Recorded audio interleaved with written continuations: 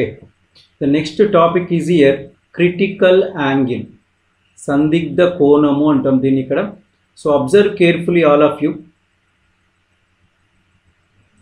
So this is here. This is denser medium Sandratara Yanakam, and this is rarer medium, that is Virala Yanakam idi.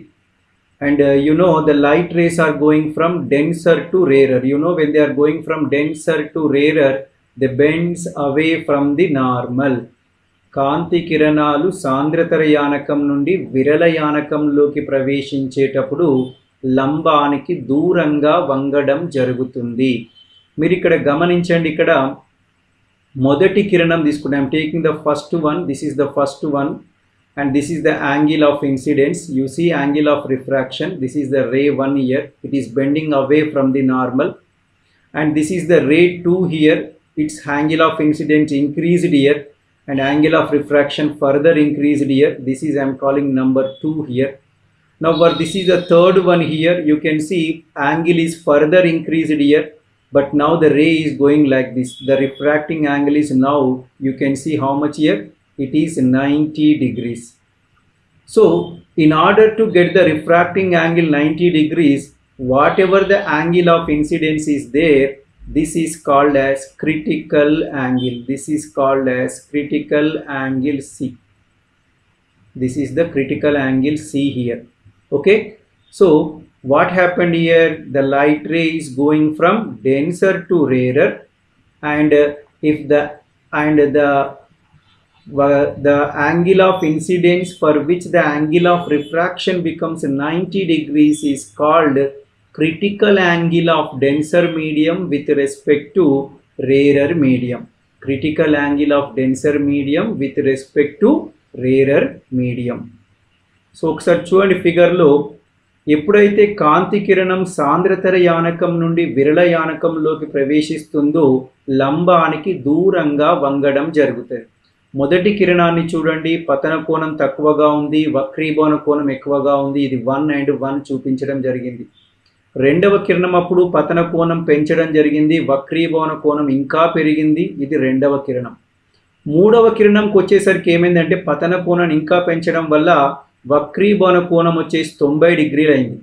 ఇలా 90 డిగ్రీలు కావడానికి అవసరమయ్యే పతన కోణం ఏదైతే ఉందో, సో దాన్నే మనం ఇక్కడ ఏమంటామంటే తెలుగులో సందిగ్ధ కోణము అంటాం. సందిగ్ధ కోణము అంటాం. అంటే ఇక్కడ ఏమైంది, కాంతి కిరణం ఎక్కడి నుంచి ఎక్కడికి ప్రవేశించిందండి, సాంద్రతర యానకం నుండి విరళ యానకంలోకి ప్రవేశించేటప్పుడు వక్రీభవన కోణం 90 డిగ్రీలు కావడానికి అవసరమయ్యే పతన కోణాన్ని మనం ఇక్కడ ఏమంటామంటే సందిగ్ధ కోణము అనడం జరుగుతుంది. ఎవరి సందిగ్ధ కోణము ఇది? ఇది సాంద్రతర యానకం యొక్క సందిగ్ధ కోణము. దేని దృష్ట్యా? విరళ యానకం దృష్ట్యా. సో ఇది చాలా ఇంపార్టెంట్ అండి. మనకి ఇంటర్మీడియట్లో 4 మార్కులకి దీన్ని అడిగినప్పుడు మీరు ఈ ఫిగర్ గీసి వేయాల్సి ఉంటుంది. ఇక్కడ ఒక 4వ ఫిగర్ కూడా ఉంది. The 4th one is what here, it is regarding total internal reflection. So if the angle of incidence is greater than critical angle, if I greater than C, instead of refraction the light is undergoing reflection. So this is called as total internal reflection. We will discuss this later. 4వ కిరణాన్ని చూడండి, ఇక్కడ కోణం అనేది సందిగ్ధ కోణం కంటే కూడా ఎక్కువైంది. ఆ సందర్భంలో ఏమైందంటే కాంతి కిరణం వక్రీభవనానికి బదులు ఏమైందంటే లోపలికి పరావర్తనం చెందింది. సో దీన్ని ఏమంటారు అంటే సంపూర్ణాంతర పరావర్తనం అంటాం. దీని గురించి మళ్ళీ మనము స్పెషల్గా మనము చదువుకోవడం జరుగుతుంది. సో ఇప్పటికైతే మనం సందిగ్ధ కోణం గురించి చూద్దాం. దీని యొక్క డెఫినేషన్లు ఎలా ఉంటాయో చూద్దాం ఒకసారి. So critical angle definition. When the light ray is going from denser medium to rarer medium, the angle of incidence for which the angle of refraction is 90 degrees is called critical angle. So this is the critical angle of denser medium with respect to rarer medium. That you should keep in mind. That you should keep in mind here. So it is the critical angle of only denser medium, not the rarer medium. For example, some of the critical angles I will tell you. So critical angle of water, critical angle of water is almost 49 degrees. Critical angle of glass is almost 43 degrees, and critical angle of diamond is 24.4. Very small value. You have to keep this in mind. I will tell you this one during the total internal reflection here. Okay. Now సందిగ్ధ కోణం యొక్క నిర్వచనం చూద్దామండి. కాంతి ఎక్కడి నుంచి ఎక్కడికి పోవాలి? ఒక కాంతి కిరణం సాంద్రతర యానకం నుండి విరల యానకంలోకి ప్రవేశించేటప్పుడు వక్రీభవన కోణం 90 డిగ్రీలు కావడానికి అవసరమయ్యే పతన కోణాన్ని మనం ఏమంటామంటే సందిగ్ధ కోణం అంటాం. సో వక్రీభవన కోణం 90 కావాలంటే ఎంతైతే పతన కోణం అవసరమో దాన్ని మనం ఏమంటామంటే సందిగ్ధ కోణం అంటాం. ఇది ఎవరి సందిగ్ధ కోణం అంటే ఇది సాంద్రతర యానకం యొక్క సందిగ్ధ కోణం. దేని దృష్ట్యా? విరల యానకం దృష్ట్యా. ఫర్ ఎగ్జాంపుల్ మనం కొన్ని చూద్దాం. గాలి దృష్ట్యా నీటి యొక్క సందిగ్ధ కోణం 49, గాలి దృష్ట్యా గాజు యొక్క సందిగ్ధ కోణం ఆల్మోస్ట్ 43. అదేవిధంగా గాలి దృష్ట్యా వజ్రం డైమండ్ యొక్క వక్రీభవన గుణకం 24 సందిగ్ధ కోణం 24.4 డిగ్రీస్ ఉంటుంది. సో ఇది ఎంత తక్కువగా ఉందో మీరు గుర్తుపెట్టుకోండి. మనకి సంపూర్ణాంతర పరావర్తనంలో ఇది మళ్ళీ చర్చకు వచ్చే అవకాశం ఉంది. దీని విలువ తక్కువగా ఉండడం వల్ల మరి అది ఏం చేస్తుందో మనము ఆ టాపిక్లో మనం చెప్పుకోవడం జరుగుతుంది. మరి ఇక్కడ ఈ సందిగ్ధ కోణానికి మనము సమీకరణం కూడా రాబడతామండి. అది ఎలానో చూద్దాం. ఇక్కడ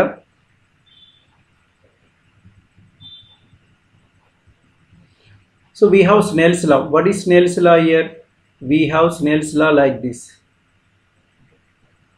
mu equal to sin I by sin R. This is what when the light ray is going from rarer to denser medium. When the light ray is going from rarer to denser medium, this is the formula. But we are having the light ray going from denser to rarer. So we can write like this: mu 1 by mu equal to sin I by sin R. This is from what here? When the light ray is going from denser to rarer medium. Okay. So in this case we know that angle of incidence is critical angle. Angle of refraction is 90 degrees. So 1 by mu equal to what we can write? Sin C divided by sin 90.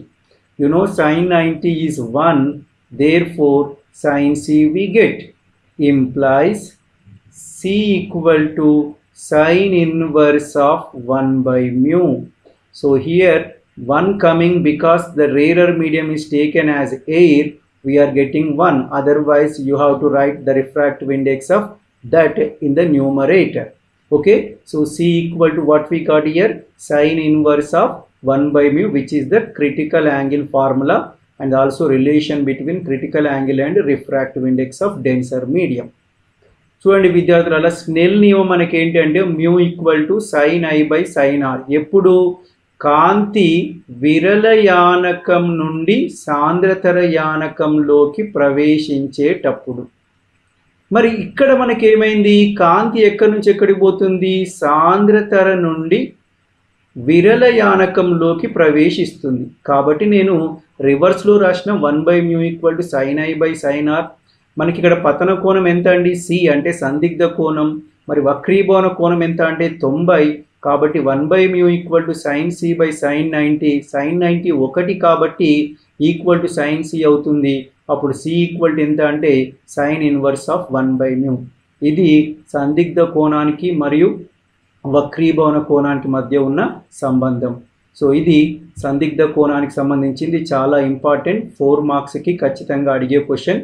నిర్వచనము ఇది, అదేవిధంగా figure కూడా మీరు ఖచ్చితంగా నేర్చుకోవాలి. It's a very important one.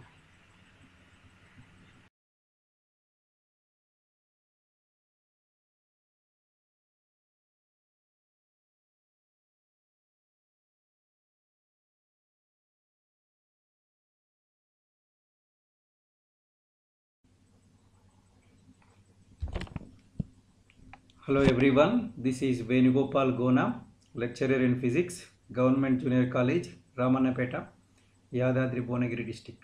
So in continuation of the last class, so I'm going to take up the now total internal reflection. So in the earlier class I explained about critical angle. So critical angle means what here? Whenever the light ray is going from denser medium to rarer medium, if the angle of incidence is greater than if the angle of incidence for which angle of refraction is 90 degrees is called as critical angle. So that is the one case here. Now next question arises, if the angle of incidence is greater than critical angle, what happens here? Now you can see in this figure here, the first what happening, next what happening, finally what happening, it is shown here. So in the first one you can see here the ray is refracted, now it is 90 degrees, and finally it is completely turning into the same denser medium. So this is the denser medium, so this is the rarer medium here. So when this angle of incidence is greater than critical angle, you can see here also it is mentioned here. So when I is greater than critical angle, the light ray is totally reflecting back into the same denser medium. So this phenomena is normally called as total internal reflection here. So what is the definition here? So the definition you can clearly see here. So the condition is what here? The light ray must to go from denser medium to rarer medium, and if the angle of incidence, this angle of incidence is greater than critical angle, so when angle is critical, angle of refraction becomes 90, but if it is greater than critical angle, then the light ray is completely reflects back into the same denser medium, and this phenomena we call as here total internal reflection. This total internal reflection has so many applications in our daily life and so many uses in our daily life. We are going to see few of them in this video here. Okay. So you have to write down the notes of this total internal reflection. The definition is very important. It is generally asked along with that critical angle topic here. So that's why you need to write the notes also. So ఇంతకుముందు వీడియోలో నేను మీకు సందిగ్ధ కోణం వరకు చెప్పడం జరిగింది. సందిగ్ధ కోణం అంటే మనం ఏం చెప్పుకున్నామంటే, ఎప్పుడైతే కాంతి కిరణం మరి సాంద్రతర యానకం నుండి విరళ యానకంలోకి ప్రవేశిస్తుందో ఆ సందర్భంలో మనం ఏం చేసామంటే, ఎప్పుడైతే పతన కోణం అనేది మరి ఎంత ఉంటే వక్రీభవన కోణం 90 డిగ్రీలు అవుతుందో మనం చూడడం జరిగింది ఇక్కడ. సో మీరు గమనించినట్లయితే ఇక్కడ మీ ఫిగర్లో మీరు గమనించండి, దీన్ని మనం సాంద్రతర యానకం అనుకుందాం, దీన్ని విరళ యానకం అనుకుందాం. మొదట కాంతి కిరణం వచ్చినప్పుడు వక్రీభవనం జరుగుతుంది, మరి కోణం పెంచిన కొద్ది ఏమవుతుందో మీరు గమనించండి. ఈ కిరణం కాస్త బెండ్ అవుతూ వస్తుంది చూడండి, బెండ్ అవుతూ ఫైనల్గా ఏమైందంటే అది వక్రీభవనానికి బదులు పూర్తిగా పరావర్తనం చెందింది. ఎప్పుడు పరావర్తనం చెందింది? ఎప్పుడైతే ఈ పతన కోణం అనేది సందిగ్ధ కోణం కంటే ఎక్కువ అయిందో అప్పుడు ఏమైందంటే కాంతి కిరణం పూర్తిగా తిరిగి సాంద్రతర యానకంలోకి పరావర్తనం చెందడం జరిగింది. సో ఈ దృగ్విషయాన్ని మనం ఇక్కడ ఏమంటామంటే సంపూర్ణాంతర పరావర్తనము అనడం జరుగుతుంది. ఇక్కడ గమనించండి, మీరు ఇక్కడ ఇది జరగాలంటే ఖచ్చితంగా కాంతి కిరణం ఎక్కడి నుంచి ఎక్కడికి ప్రయాణించాలి? సాంద్రతర నుండి విరళలోకి ప్రవేశించాలి. సెకండ్ కండిషన్ ఏంటి? పతన కోణం అనేది సందిగ్ధ కోణం కంటే ఎక్కువ కావాలి. ఈ రెండు కండిషన్స్ కనుక సాటిస్ఫై అయితే మనకు సంపూర్ణాంతర పరావర్తనం అనేది సంభవిస్తుంది. సో దీని నిర్వచనం ఇక్కడ మీకు ఉంది, చూడండి జాగ్రత్తగా. సో కాంతి కిరణం సాంద్రతర యానకం నుండి విరళ యానకంలోకి ప్రవేశించేటప్పుడు, ఇది ఫస్ట్ కండిషన్. సెకండ్ కండిషన్ ఇక్కడ పతన కోణం విలువ సందిగ్ధ కోణం కంటే ఎక్కువ కావాలి. సో ఎక్కువ అయితే ఆ కిరణం సాంద్రతర యానకంలోకి పూర్తిగా పరావర్తనం చెందుతుంది. సో ఈ దృగ్విషయాన్ని మనం ఇక్కడ ఏమంటామంటే సంపూర్ణాంతర పరావర్తనం అని అంటాం. ఈ సంపూర్ణాంతర పరావర్తనం అనేది చాలా ఉపయోగకరమైనది. దీనికి అనేక అనువర్తనాలు ఉన్నాయి. మన నిత్య జీవితంలో కూడా దీనికి అనేక అనువర్తనాలు ఉండడం జరిగింది. వాటిని కొన్నిటిని మనం ఈ వీడియోలో కూడా చూడబోతున్నాం. ఓకేనా? So let us see some of the examples of this total internal reflection here. The first example is here the formation of mirage. So what is mirage here? Mirage is nothing but what here, on a sunny day, that means on a hot day, when you are going on a road, on a blacktop road, you see that there is some water distant from you, that means some distance from you, you will observe some water on the road. But when you go there, you don't find anything. There will be nothing here. You can see here in this figure, so the persons are going and you can see some water here. But when you go there, you don't find water on the road here. It is only an illusion. It is only an assumption for us. It's not exactly happening here. So this is called as mirage, which is one of the example of total internal reflection here. The second example of the total internal reflection is here brilliance of diamond. You know that diamond is not a self-luminous body. It will not produce the light. But why it is going to shine? The reason for shining of the diamond is again total internal reflection. You can see in the figure, whenever the light enters into this one, what happens here? It is undergoing multiple total internal reflections. Why it is going like this? We discussed in the case of critical angle. I told you its critical angle is very small, 24.4 degrees, very small. Because of a very small critical angle, whenever the light enters into the diamond, it undergoes multiple total internal reflections. Hence it appears to be shining. It is appear to be shining, but it's not a self-luminous body.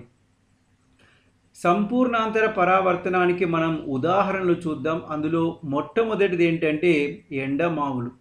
So ఈ ఎండమావులు అనే పేరు మీరు వినే ఉంటారు. ఇదేం TV serial కాదు ఇక్కడ. ఇదేంటంటే ఒక ఎండాకాలం రోజు మీరు మధ్యాహ్నం కనుక ఒక రోడ్డుపై నడుచుకుంటూ వెళ్తున్నప్పుడు, అంటే బీటీ రోడ్ అంటాం, మన డాంబర్ రోడ్ లాంటి దాని మీద నడుచుకుంటూ పోతున్నప్పుడు మీరు గమనిస్తారు ఏంటంటే రోడ్డు మీద కొంత దూరంలో నీళ్లు ఉన్నట్టు అనిపిస్తుంది. ఇక్కడ చూడండి, నీళ్లు ఉన్నట్టు అనిపిస్తుంది. కానీ మీరు అక్కడ దగ్గరికి పోయినారు అనుకోండి, అక్కడ ఏమాత్రం నీరు ఉండదు, ఏమీ ఉండదు, కేవలం అది ఒక భ్రమ మాత్రమే. మరి ఇటువంటి ఏదైతే దృగ్విషయం ఉందో దాన్ని ఏమంటామంటే మనం ఇక్కడ ఎండమావులు అనడం జరుగుతుంది. మరి ఈ ఎండమావులు ఏర్పడడానికి కారణం కూడా ఏంటంటే సంపూర్ణాంతర పరావర్తనం. ఓకేనా?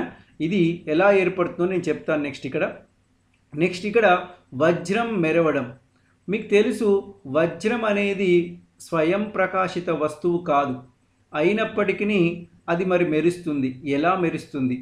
మనం సందిగ్ధ కోణం అప్పుడు చెప్పడం జరిగింది, ఈ వజ్రం యొక్క సందిగ్ధ కోణం అనేది చాలా తక్కువగా ఉంది, 24.4 అని. సో ఎప్పుడైతే మరి సందిగ్ధ కోణం తక్కువగా ఉందో ఏమవుతుందంటే కాంతి కిరణం లోపలికి ప్రవేశించగానే అది లోపలనే అనేక మార్లు అది సంపూర్ణాంతర పరావర్తనానికి లోనవుతుంది. ఈ విధంగా లోపల అనేక మార్లు సంపూర్ణాంతర పరావర్తనానికి లోన్ కావడం వల్ల ఏమవుతుందంటే మనకు వజ్రం అనేది మెరుస్తున్నట్లు కనిపిస్తుంది. కానీ నిజానికి వజ్రం ఎప్పుడు కూడా స్వయం ప్రకాశితం కాదు, తన పైన పడిన కాంతిని మాత్రమే అది వెదజల్లుతుంది. కాకపోతే లోపల పరావర్తనం చెందడం వల్ల మనకు వజ్రం అనేది మెరుస్తున్నట్లు కనిపిస్తుంది. ఇది సంపూర్ణాంతర పరావర్తనానికి మరొక ఉదాహరణ. Let us see how the mirages are formed. Just now I told you one of the best example of the total internal reflection is mirage. So how these mirages are formed? Let us understand the formation of mirage here. Now let us see, this is a earth surface here on a sunny day. That means on a hot day the surface of the earth will be hot here. This is in hot condition. So normally the air layers which are in contact with this earth surface also will be hot. So what happens here, as you go up the hotness gradually decreases here. That means these layers are hot. I am writing H for hot here. But as you go up, what happens, the hotness decreases and these are cool here. The top layers will be cool. I am writing C for them. So what happens here, hotter ones are what here, they are rarer. Hotter ones are becomes what here, rarer medium. And cooler ones are denser. They are denser because of the coolness, they becomes denser. You know, sun rays are coming from the top atmosphere, so the rays are coming like this. So the rays are coming like this. So they are coming from denser to rarer. So what happens here, they are going to bend away from the normal, slightly bends here, slightly bends here, slightly bends here, like this. At every layer the bending occurs here. So as the bending increases, the angle of incidence also increases. As the angle of incidence increases, the light ray is going from denser to rarer medium and the angle of incidence is gradually increasing. So at a particular angle, what happens here? The angle becomes greater than critical angle. When the angle becomes greater than critical angle, you know that the condition is what here? If the light ray is going from denser to rarer and the angle is greater than critical angle, what happens here? The light ray undergoes total internal reflection. So here the light ray will be reflected like this, and if a person is here, he is able to see that light is coming, and this light will have all the characteristics of the light reflected from water surface. Hence we feel that there is a water distant from us, but that is only an illusion. It's not a real one.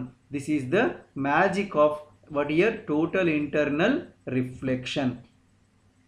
So ఎండమావులు ఏర్పడే విధానం చెప్పాను. So దాన్ని వినండి. ఇక్కడ ఎండాకాలం పూట మామూలుగా ఏమైందంటే భూమి ఉపరితలం అనేది చాలా వేడిగా ఉంటుంది. భూమి యొక్క ఉపరితలం అనుకుందాం, కింది లైన్ని మనం ఇక్కడ.